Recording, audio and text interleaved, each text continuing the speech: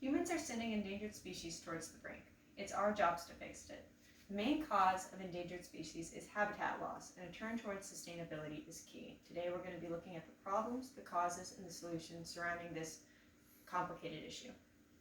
According to McLean's July 2020, whales and ocean animals have been doing substantially better since coronavirus has kicked in. Although it's been really bad for us, it's been doing good for them because there's been a lack of cruise liners and shipping in the ocean. So this should get humans to pause for a second and really think about what this means according to our impact on the world and where we should alter our approach. So, one problem comes from New Scientist, September 19th, 2020. According to the 2020 Living Planet report, animal biodiversity has gone down 68% since the 70s. This quantifies the problem and really shows the major issue that we're looking at, and that this has been a continuous trend, not just a year, not just a decade. This has been decades making. According to scientific reports, October 2nd, 2019, habitat loss and fragmentation is the leading cause of endangered species. Fragmentation is when you take an animal's habitat and you chop it up to little pieces. So you have all these animals in these areas that are trying to survive on limited resources and not being able to get to each other, and which results in the population dying down because animals are not able to breed. This really does harm the population and biodiversity as a whole. According to Technology Times, June 19th, 2020, high-risk trade, deforestation, and food production has made deforestation risky to humans. SARS, MERS, and COVID-19 has gone up in areas that has had this happen. That's because buffer species are being eliminated versus where in the past you'd have a species right here, the disease, and us. When you get rid of that species in the middle, the direct jump is way easier to make and puts us at risk, and it's partially to blame according to theories at the time of how COVID started in terms of the meat markets and where we were getting food and how that could happen. Since 1990, 178 million hectares the size of Libya have been cleared. This is habitat that animals used to live in, and 10 million hectares have been lost per year. So this is a troubling trend, and it's not just something that we're trying to recoil from. It's happening to this day, which is making it a severe issue. The causes. +1, February 20th, 2019. Agriculture is the main problem with this issue. And from 1980 to 2000, 83% of agriculture occurred on previously forested lands in the tropics.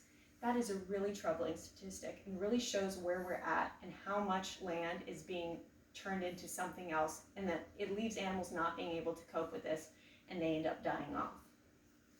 Malaysia has the highest number of threatened species per square kilo due to palm oil production in 2005.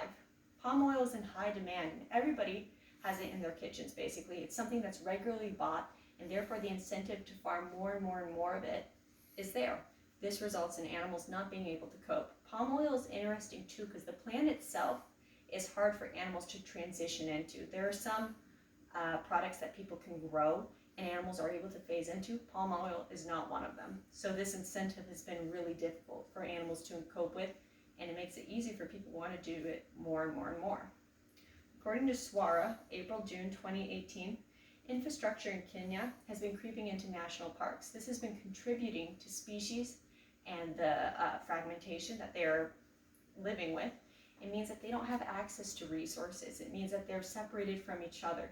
And this has been a concern for around 60 years. For a while, people thought the issue was poaching, and that's why our animal populations are going down. But now it's starting to be relooked at and seeing that urbanization that has gone up in the last 60 years is most likely the main cause of this issue.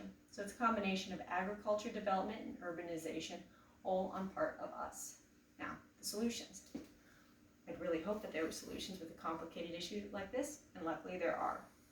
According to Technology Times, January 20th, 2019, integrated habitats is one way to look at how we could solve this. Instead of focusing on how cities can best serve us, humans, we need to look at how cities can serve us and multiple populations. We're talking pollinators, we're talking about habitats that were already there in the first place. So this involves a different way of building cities, and this can involve